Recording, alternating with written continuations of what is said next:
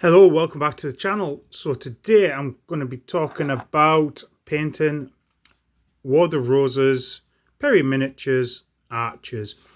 Take you through my process, talk a bit about colour choices and what I've done. So with the archers, as you can see here, I have undercoated the model black. I've been gluing sand to the bases. I like to put the sand on before I undercoat it, and the undercoat helps keep the sand on. Then with the archers, what I'll generally do is throw down the colour of delivery first. And this is as I'm working through a project, so I can keep on top of what's what. If I'm painting at different stages and stuff, I can plan out what I'm doing. Throwing a bit of metal on. It's basically the largest colourings I'm going to put on. Help the model stand out, and the messiest as well. And as you can see, I've not been massively accurate there. There's a bit of red showing through on the metal. When you're painting big armies, and I want to paint big armies, I want to have big games, and I've certainly got some ideas about doing Hail Caesar. I want nice, quick paint jobs. So what comes next? So I've added more colours. So I've added like a Rakkar flesh to the leggings. More, so it's like undyed wool. Now it comes in different colours and different shades, up from grey through to sort of this sort of colour. Also sort of like a mustard yellow for the jerkin. Underneath a bit more Rakkar flesh on the belt, and XV88 on the wood. I've also used Mournfang Brown fairly consistently across this for the boots. Steel Legion's another good colour, but I used Steel Legion in the basin and I wanted them to stand out. Now when I'm painting groups, I generally paint in groups of 6 at a time, and I'll do each stage together. So when it comes to these, I might do a series of different either sleeves or the sort of jerkins or leggings in this colour, and I do this, and I'll work through 6 models with that colour, then 6 models with that one, doing different colours. And the thing about that is I've got my colour rope and I've got my brush clean, so I'm not having to stop, clean a brush. And working on 6 allows me to see some progress going through it. It also means that I might say, right, I'm going to carry on painting this session till these 6 are painted to maybe the shade level. That's kind of the first stop start. I'll get things models to the level where I've put shade on top to toe, just like this fella. And then the next stage is the highlighting. Actually, from highlighting, it's pretty quick to paint. So as you see here, only other thing I've touched Wraithbone on the flesh, and then I've taken Agrax Earthshade top to toe. It darkens everything down, adds a lot of shade and depth to the model, especially on sort of wood and hair. I think the XV88 comes up really well.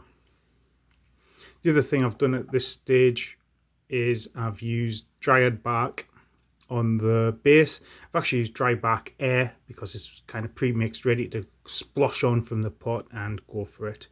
Other things I'll sometimes do for these, because it's red and green, I've often done this sort of Rakkar flesh, Pallid Witch flesh belt, but if I was over white, I might use a brown or a Steel Legion drab.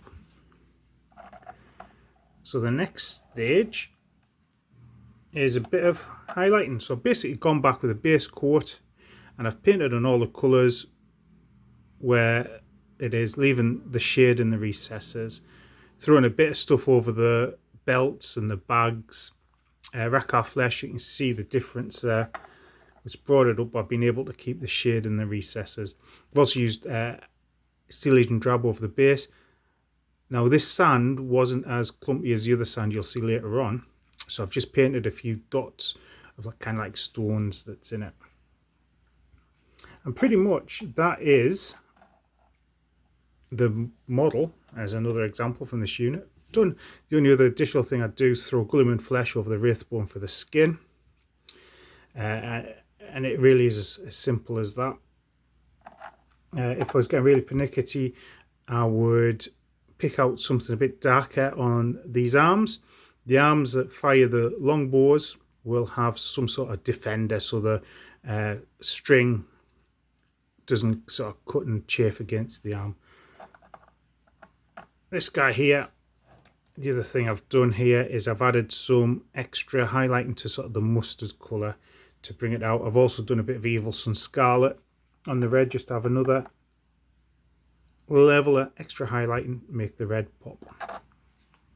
There you go. Simple Bowman done. Really quick, really simple. Now I've got some others to show you, some ones I finished earlier. Now this, originally when I started playing around with the War of the Roses range and the 100-Year War range, I was going to use them for Game of Thrones. So this was a House Bolton trooper, sort of skirmisher, using the same methodology as before obviously, but I've used the House Bolton pink. So you can really see how that putting the pink down, putting the shade on, bringing out the highlights really does, and the white there really does, adds a lot of quick and easy shadow and shade to the model. This is another completed model from my War of the Roses. I said before in other videos, I'm pretty much using white and red and white and blue for my sort of Yorkist forces, and yellow, green and red for my Lancastrian forces when I'm playing Nevermind the Bill Hooks.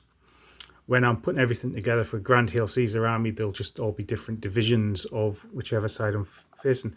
Here I have painted the sort of defender on the arm. I've used a bit of grey as a different colour for kind of underclothes. I think that's more of a Zandri dust for the leggings there as well. But pretty much it's the same methodology. And amongst the units, sometimes I'll mix it up. So some will have grey, some will have that Raka flesh wool. Because other than the sort of tunics they've got, it'll all be different colours. And then finally, you also see how we finally finished off the bases, how those little bits of sort of that Fenrisian grey stands out, and Flock as well. Flock hides a lot of sins. When you're looking at the bases side by side there, obviously there's always going to be the ridge where the model's on, so the Flock helps hide all of that as well. Actually, if this sand was as thick and as clumpy as that would have hid it a bit as well. But there you go. Bowman. Really simple, easy. Like you say, the key base coat, throw a shade on, pick out the raised bits, leave that shadow in the recess. Honestly, crack on with that. You'll get 28mm armies done in next to no time. Hope you're having a great time with the hobby right now.